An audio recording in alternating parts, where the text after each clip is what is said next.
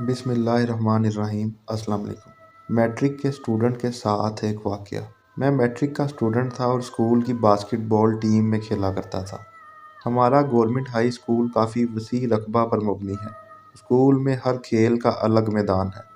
हम सब लड़के मगरिब के बाद स्कूल इकट्ठे होते। जो लड़का पहले आ जाता वो बास्केटबॉल ग्राउंड के गिर्द लगे इलेक्ट्रिक पोल पे लगा मेन स्विच ऑन कर देता और ग्राउंड रोशनी से भर जाता। ग्राउंड के गिर्द 8 पोल नस्ब थे। गर्मियों के दिन थे। दोपहर से असर तक बारिश होती रही थी और मगरिब के बाद ठंडी ठंडी हवा चल रही थी। मगरिब की नमाज अदा करके मैंने बास्केटबॉल उठाई और प्रैक्टिस के लिए स्कूल चला गया। स्कूल के गेट पे मुझे कोई लड़का ना मिला। मैंने कुछ मिनट इंतज़ार के बाद जालीदार गेट में लगे छोटे दरवाजे से स्कूल के अंदर दाखिल हो गया। मैं सीधा बास्केटबॉल ग्राउंड गया। जैसे ही मैंने ग्राउंड में पाँव रखा, एक पोल की लाइट रोशन हो गई। मैं चौंक सा गया और हैरान होकर पोल की तरफ देखने लगा।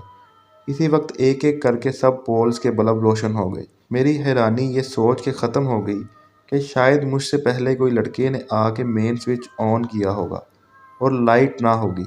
अंधेरे में ठहरने की बजाय शायद वो चला गया हो और अब लाइट आ गई है, इसलिए पोल्स की लाइट्स ऑन हो गई है।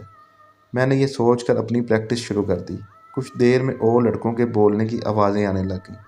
मैं समझ गया कि बाकी लड़के आ रहे हैं, क्योंकि मैं एक खुली जगह में रोशनी में खड़ा था और लाइट्स की रोशनी सीधी बास्केटबॉल ग्राउंड पर पड़ रही थी, तो ग्राउंड से बाहर अंधेरा था। जैसे ही वो लड़के ग्राउंड में दाखिल हुए, अचानक पोल लाइट्स ऑफ हो गईं और ग्राउंड में अंधेरा छा गया। हम समझे बिजली चली गई है, मगर स्कूल के बाहर सड़क और लोगों के घरों की रोशन बल्ब बिजली होने का एहसास दिला रहे थे। एक लड़का आगे बढ़ा और पोल पे लगा मेन स्विच ऑन कर दिया। बल्ब रोशन हो गए। ग्राउंड दोबारा रोशन हो गया। लड़के ने हैरानी से कहा कि मेन स्विच तो ऑफ था, तो पहले बल्ब कैसे जल रहे थे। हम सब हैरान खड़े थे कि एक लड़का बोला कि दोपहर की बारिश की वजह से हो सकता है पोल्स और बल्बों में अर्थ आया हुआ हो, इसलिए बल्ब रोशन हो। इस बात को समझते हुए मैं भी खामोश रहा और बल्ब रोशन होने वाली बात ना बताई। इतनी देर में और लड़के भी आ गए। सब ने अपनी अपनी बॉल से पोल प्रैक्टिस शुरू कर दी।